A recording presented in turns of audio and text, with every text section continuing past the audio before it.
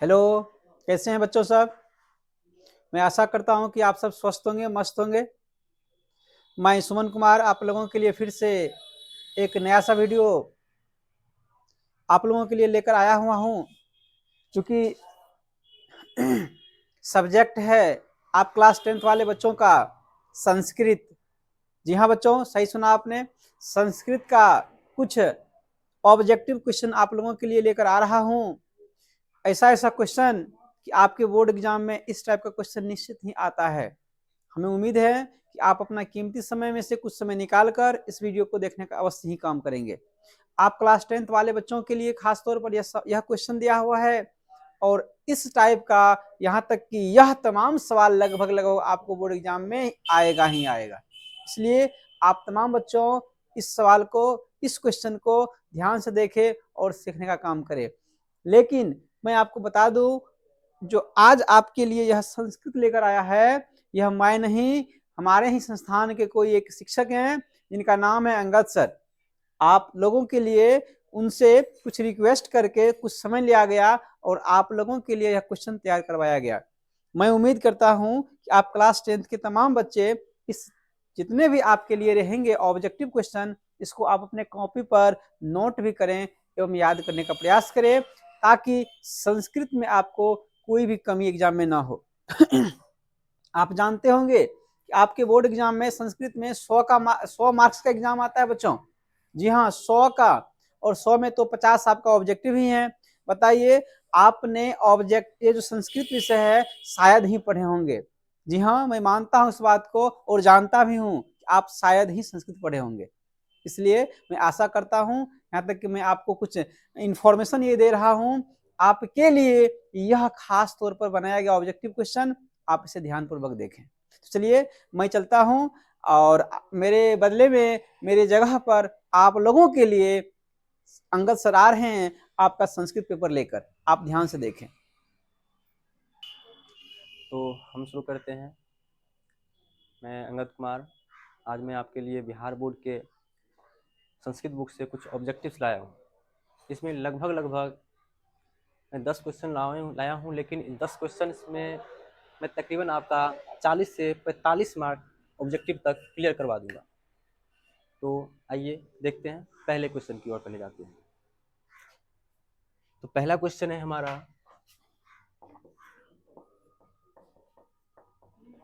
अलस कथा पाठ में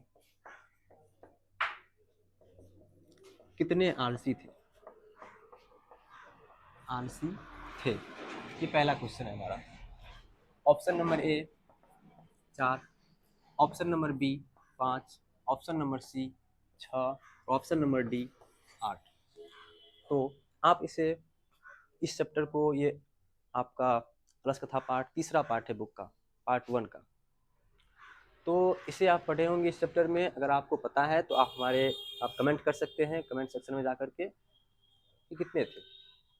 जैसा कि हम पढ़ाए थे कि अलस कथा पाठ में के बारे में, इसमें ये मैथिली कवि विद्यापति के द्वारा रचित है, आप देखे होंगे। तो बताइए इनमें से कौन सा ऑप्शन हमारा सही होगा। अलस कथा पाठ में कितने आलसी थे? 4, 5, 6 या फिर 8? तो इसका आंसर हो जाएगा 4। अलस कथा पाठ में 4 आलसी थे। तो थोड़ा सा हम इस पर टिप्पणी करना चाहेंगे, इस अलस कथा पाठ पे। ये अलस कथा पाठ में एक मैथिली कवि विद्यापति नाम के थे। ये इसमें एक मंत्री था वरेश्वर नाम का। ये स्वभाव से दानशील था और ये गरीबों और अनाथों को, आलसियों को मुफ्त में भोजन करवाते थे। तो इस मुफ्त में बट रहे भोजन को देखकर आलसी के साथ साथ में बहुत सारे धूर्त लोग भी शामिल हो गए थे। इसमें वहाँ के मंत्री को लगा कि यहाँ अब थोड़ा अधिक ही हमें आलसियों को लेकर के खर्चा उठाना पड़ रहा है। तो उन्होंने सोचा कि एक हम इस सब का कोई परीक्षा ले लें। तो इन्होंने परीक्षा लेने का प्रयास किया। जब सब सो रहे थे तब क्या किया गया, घर में आग लगा दिया गया, जिसमें 4 लोग सिर्फ सोए रहे और सब के सब पलायन कर गए, यानी वहां से भाग गए। जो भागे वो सब के सब धूर्त थे। तो वहाँ पे जो आदमी रहे, उन वही 4 मुख्य रूप से अगर देखा जाए तो आलसी थे। वो सोए हुए बातचीत कर रहे थे। इसमें पहला, जैसे ही घर में आग लगाया गया तो हल्ला तो होगा ही बाहर में। जैसे ही हल्ला हुआ तो बाहर देखा गया, सौरभ को देख करके वो सभी आलसियों ने अपने में परस्पर बात करना शुरू किया। इसमें पहला आलसी ने कहा, यह हल्ला कैसा। वहीं दूसरे आलसी ने कह दिया कि लगता है इस घर में आग लगा है। ध्यान से देखिएगा, ये क्वेश्चंस इस बार 99% संभावना है कि आ ही सकता है। आलसियों के वार्तालाप को अपने शब्दों में लिखना है। सब्जेक्टिव क्वेश्चंस कई बार आया है और आ भी सकता है, या फिर अगर सब्जेक्टिव नहीं आया तो ऑब्जेक्टिव गारंटी है 99% की ये भी करेगा। तो ध्यान देना है इसमें कि इसमें पहला जो आलसी थे, पहला आलसी ने कहा कि यह हल्ला कैसा। वहीं दूसरा आलसी का तुरंत टिप्पणी आया, लगता है इस घर में आग लग गया। अभी तक कोई भागा नहीं, बस वो बातचीत कर रहे हैं कि लगता है इस घर में आग लग गया। वहीं तीसरा पुरुष था वहां पे बैठा, सोया हुआ, लेटा हुआ। वो बोल बैठे वहां पे कि कोई ऐसा नियोगी पुरुष नहीं है जो हम भीगे हुए वस्त्र को लेकर के हमारे ऊपर ढक दे। क्योंकि आग उसकी तरफ बढ़ रहा था।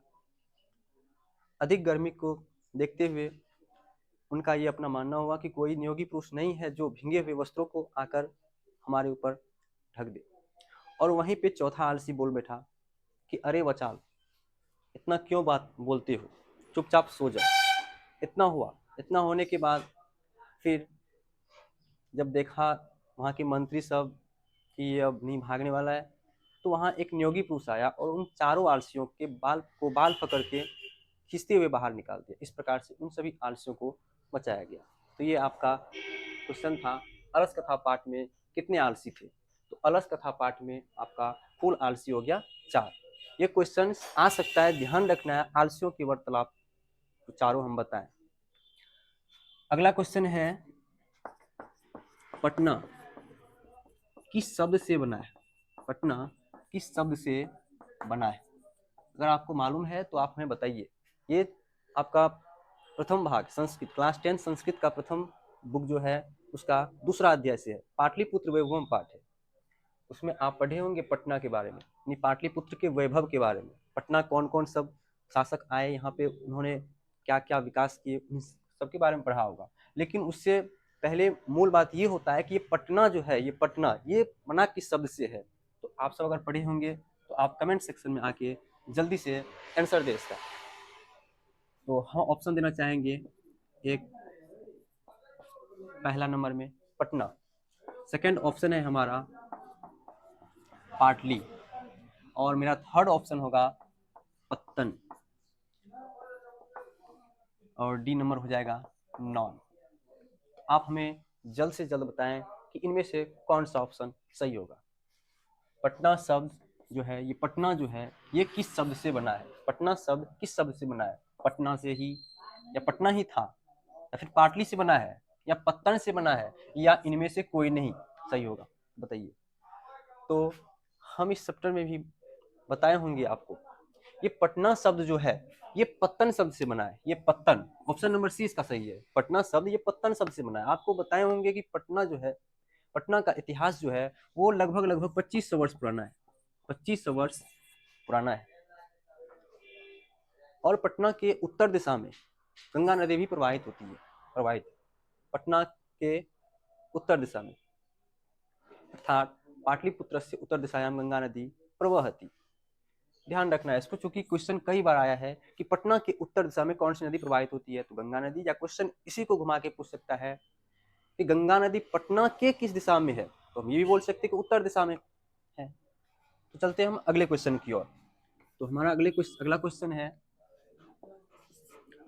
स्वामी दयानंद सरस्वती, स्वामी दयानंद सरस्वती का जन्म कब हुआ था। आप पढ़े होंगे, स्वामी दयानंद सरस्वती का भी एक पाठ है इसमें, इसके बारे में। तो स्वामी दयानंद सरस्वती का जन्म कब हुआ था। पहला नंबर में ऑप्शन है 1822 ईस्वी, सेकेंड नंबर ऑप्शन है 1824 ईस्वी, थर्ड नंबर ऑप्शन है 1875 ईस्वी और ऑप्शन नंबर डी है 1924 ईस्वी। तो स्वामी दयानंद सरस्वती का जन्म कब हुआ था? तो स्वामी दयानंद सरस्वती का जन्म 1822 ईस्वी, या फिर ऑप्शन नंबर बी 1824 ईस्वी, या ऑप्शन नंबर सी 1875 ईस्वी, या ऑप्शन नंबर डी 1924 ईस्वी। स्वामी दयानंद सरस्वती का जन्म हुआ था 1824 ईस्वी में, यानी 19वीं शताब्दी में इसका जन्म हुआ था। जब इनका जन्म हुआ था तो बचपन में इनका नामकरण जो हुआ था, तो बचपन का नाम इसका था मूल शंकर, जो कि बोर्ड एग्जाम में कई बार क्वेश्चन आया है। चांसेस रहता है इस बार भी आएगा, क्योंकि 2023 में नहीं आया है, 22 में 21 में आया हुआ था। इसके बचपन का नाम था मूल शंकर। अगला क्वेश्चन है,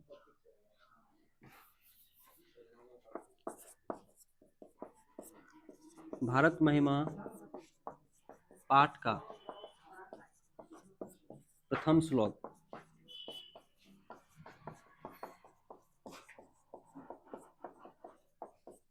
कहाँ से लिया गया है? ऑप्शन नंबर ए है विष्णु पुराण, ऑप्शन नंबर बी है भागवत पुराण, ऑप्शन नंबर सी है दोनों, या ऑप्शन नंबर डी है नॉन। तो आप हमें बताएं भारत महिमा पाठ का प्रथम श्लोक कहाँ से लिया गया है? आप पढ़े होंगे भारत महिमा पाठ, इसमें कि बताया गया था कि भारत का गुणगान देवता लोग भी करते हैं, यहाँ जन्म लेने के लिए देवता लोग भी तरसते हैं। तो कई देवता लोग यहाँ जन्म भी लिए, और विदेशों के लोग भी हमारे देश यानी भारत देश का गुणगान अपने अपने शब्दों में करते हैं, अपने अपने ग्रंथों में इसका वर्णन भी करते हैं। तो आप हमें ये बताएं कि भारत महिमा पाठ का प्रथम श्लोक कहाँ से लिया गया है? भारत महिमा पाठ का प्रथम श्लोक कहाँ से लिया गया है? विष्णु पुराण, भागवत पुराण, दोनों, या इनमें से कोई नहीं? तो इसका सही आंसर होगा विष्णु पुराण। भारत महिमा पाठ का प्रथम श्लोक लिया गया है विष्णु पुराण से, इसको ध्यान रखना है। और इसी का द्वितीय श्लोक जो है वो भागवत पुराण से लिया गया है। यहाँ पर प्रथम श्लोक है, इसलिए आंसर मेरा सही होगा विष्णु पुराण, लेकिन इसी भारत महिमा पाठ का जो दूसरा श्लोक है वो लिया गया है भागवत पुराण से, इसको ध्यान रखना है। तो चलिए हम लोग चलते हैं अगला क्वेश्चन की ओर। सवाल 5 नंबर का है। तो 5वां क्वेश्चन है हमारा, स्वामी दयानंद सरस्वती, स्वामी दयानंद सरस्वती ने आर्य समाज की स्थापना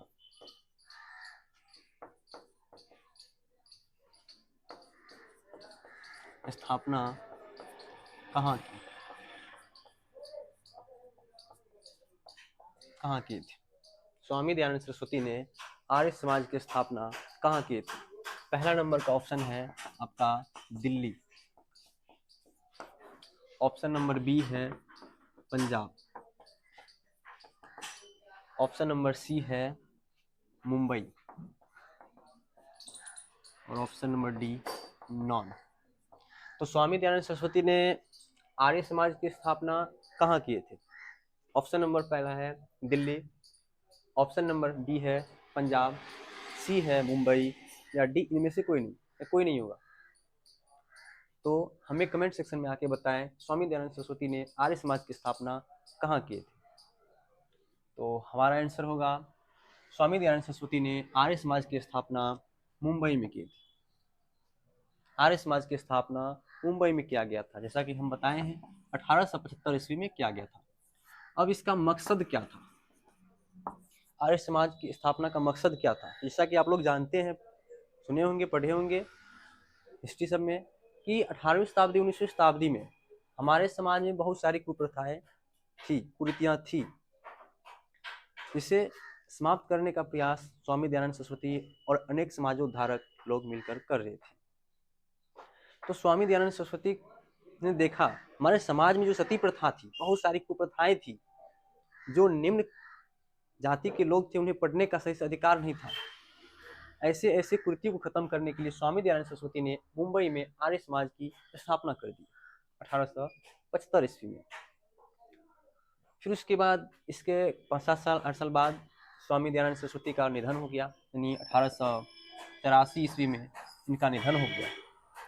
और इनके निधन होने के बाद, इनका जब निधन हुआ उसके बाद इनके जो अनुयायी थे, जो इनके कहे गए विचारों का समर्थक थे, जो इनके साथ चलते थे राह में राह मिलाकर, इनके अनुयायी, उन्होंने स्वामी दयानंद सरस्वती के निधन के बाद इनके ही नाम पर एक स्कूल खोल दी, जिसका नाम था DAV,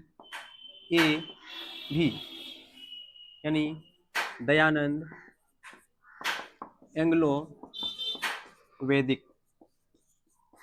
ये स्कूल था, इन्होंने खोल दिया, दयानंद एंग्लो वैदिक। तो इतना जान गए आप लोग। अब हम लोग चलेंगे अगले क्वेश्चन की तरफ, देखते हैं अगला क्वेश्चन हमारा क्या है।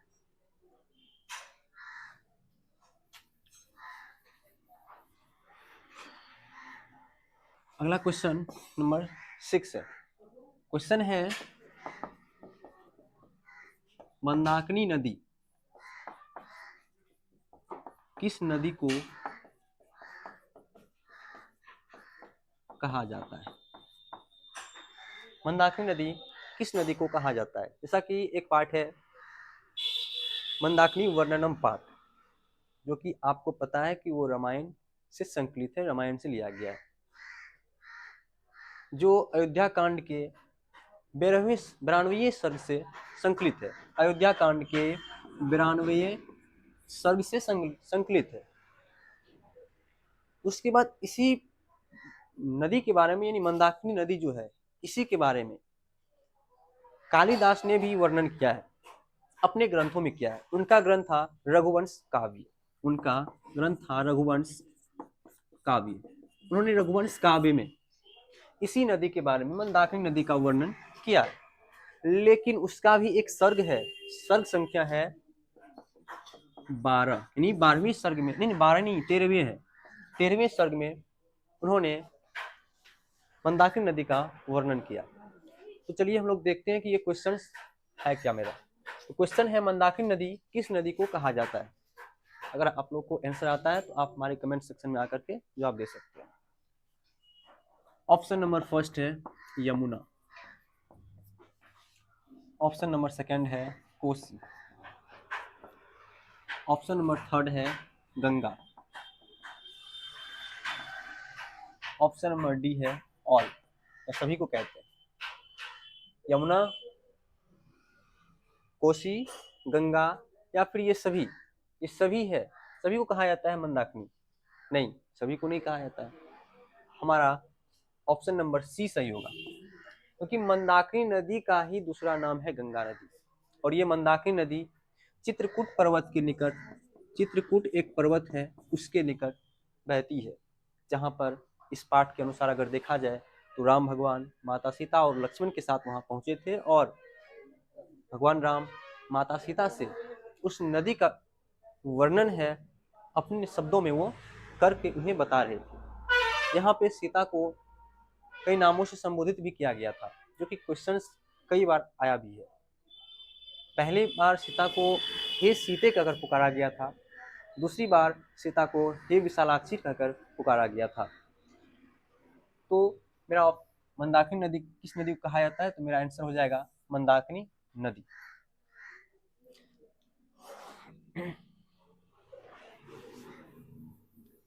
अगला क्वेश्चन है हमारा 7 नंबर। 7वां क्वेश्चन है कि शक्र ने कर्ण से दान में क्या मांगा? शक्र ने कर्ण से दान में क्या लिया?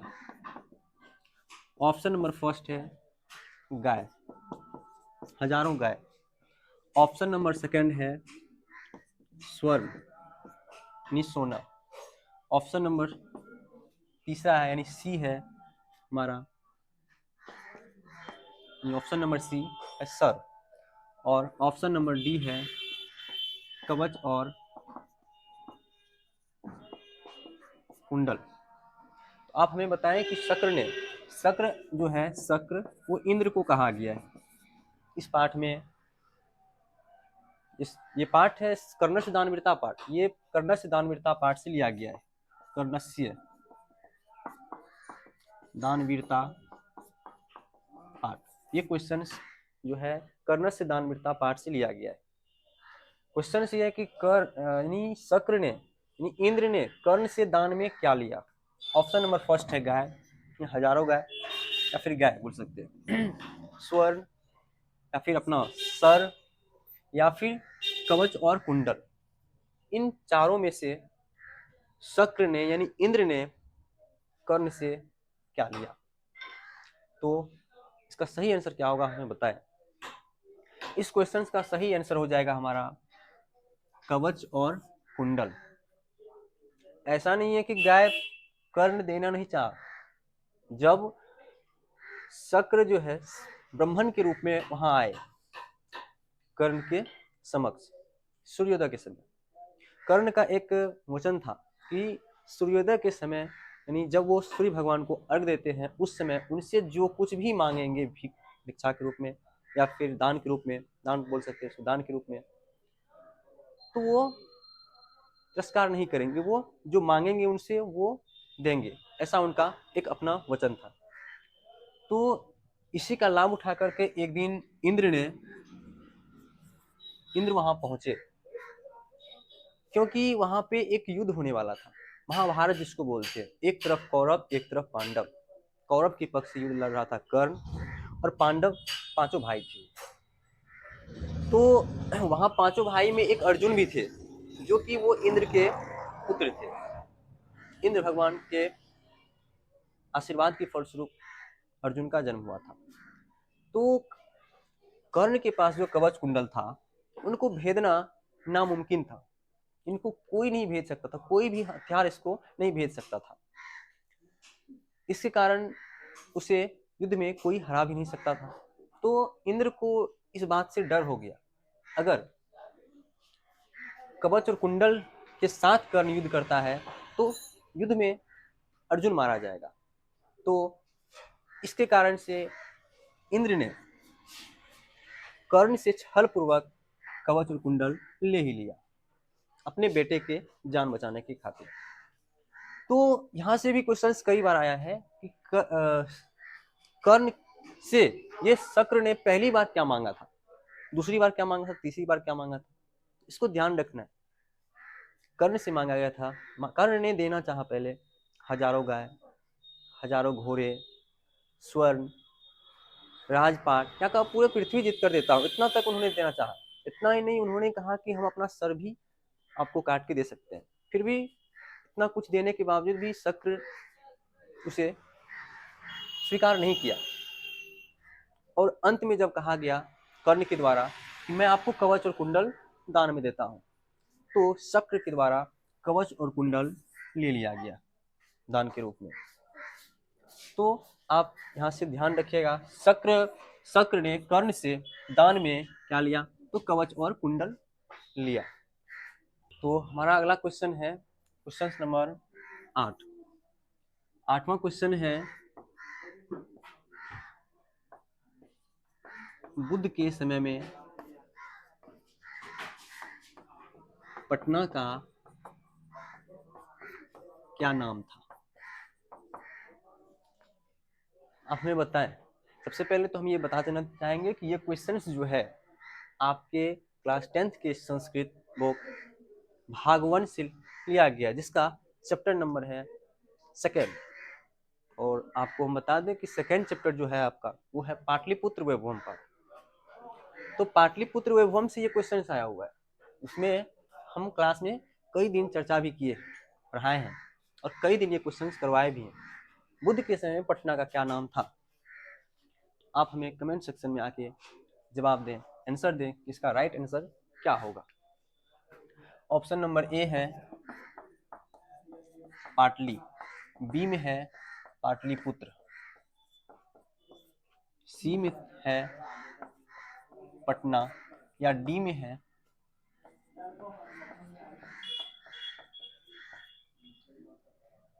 पाटलीग्राम। तो इसमें से आप हमें बताएं कि सही आंसर क्या होगा। इसका सही आंसर हो जाएगा हमारा पाटलीग्राम। पाटलीग्राम बुद्ध के समय में पटना का नाम था पाटलीग्राम। तो यहाँ से एक चीज हमें याद आ गई, जो कि क्वेश्चंस कई बार बोर्ड में पूछा भी गया है और पूछा जा सकता है। क्वेश्चंस ये है कि जो बुद्ध थे, जब बुद्ध हमारे मतलब पटना आए थे, उस समय में उस पटना का नाम पाटलीग्राम था, और जब वो आए थे यहाँ पे तो वो कुछ भविष्यवाणी किए थे। उनका भविष्यवाणी ये था कि पटना जितना बड़ा क्षेत्र है, इन क्षेत्रों में आग लगी की समस्याएं आती रहेगी, बाढ़ की समस्या उत्पन्न होती रहेगी, जो कि ये वास्तव में हम देख रहे हैं कि हमारे बिहार स्टेट, जिसकी राजधानी पटना है, इसके पूरे क्षेत्रों में हमेशा हमेशा देखा गया है। प्रत्येक साल किसी न किसी क्षेत्र में, प्रत्येक क्षेत्र तो नहीं बोल सकते, लेकिन किसी न किसी क्षेत्र में बाढ़ से लोग पीड़ित होते रहते हैं। जितना भविष्यवाणी वो किए थे वो लगभग लगभग सब सही था। एक भविष्यवाणी और उसका था कि कलह की समस्या, यानी झगड़ा सब की समस्या, जो कि आजकल समाज में हम लोग देखते हैं होती रहती है। जो चीज भविष्यवाणी उन्होंने किए थे, इस भविष्यवाणी को भी एग्जाम में कई बार पूछा गया है सब्जेक्टिव रूप में। अगर सब्जेक्टिव में नहीं पूछा जाए तो ऑब्जेक्टिव बना के पूछ सकता है, इसलिए ध्यान रखिएगा इसको। हम चलते हैं अगला क्वेश्चन नंबर 9 पे।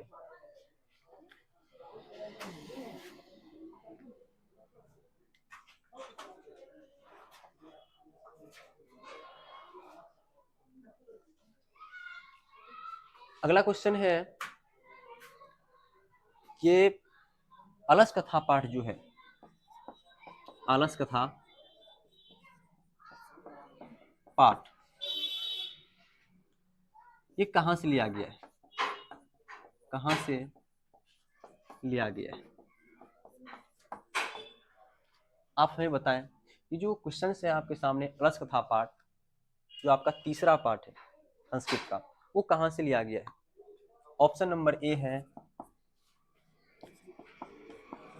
काव्य मीमांसा ग्रंथ,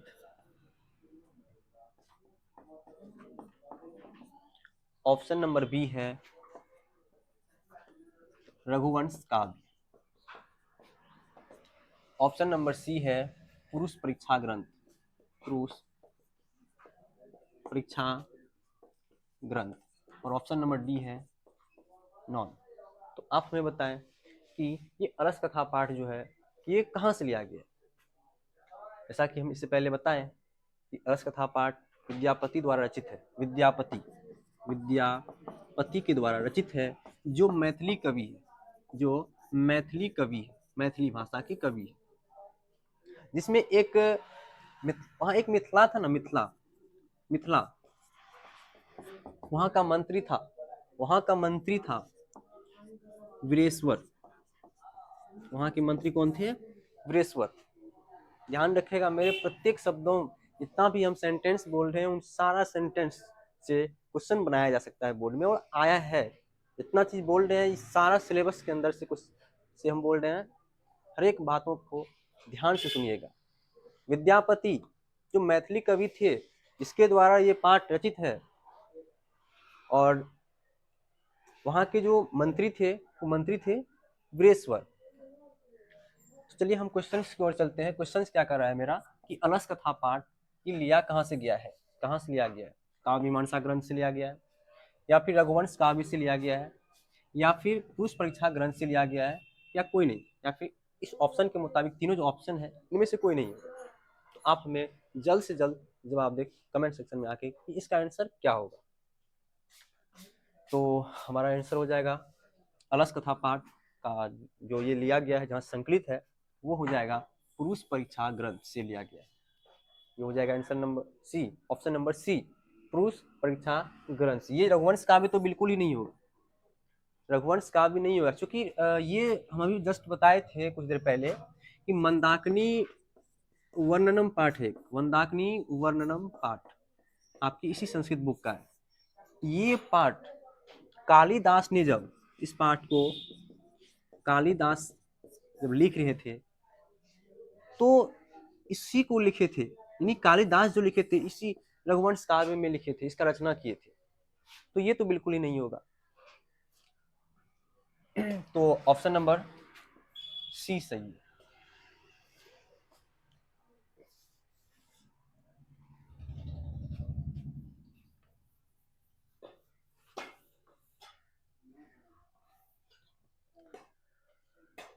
तो अगला क्वेश्चन है 10वां प्रश्न। पटना का इतिहास, पटना का इतिहास कितना पुराना है, कितना पुराना है? अगर आपके पास इसका आंसर है तो आप हमें जवाब दे सकते हैं कमेंट सेक्शन में आके। तो बताइए पटना का इतिहास लगभग लगभग कितना पुराना है? ऑप्शन नंबर ए 1500 वर्ष, ऑप्शन नंबर बी 2500 वर्ष, ऑप्शन नंबर सी 3000 वर्ष, या ऑप्शन नंबर डी 1000 वर्ष। तो इसका सही आंसर हो जाएगा हमारा 2500 वर्ष।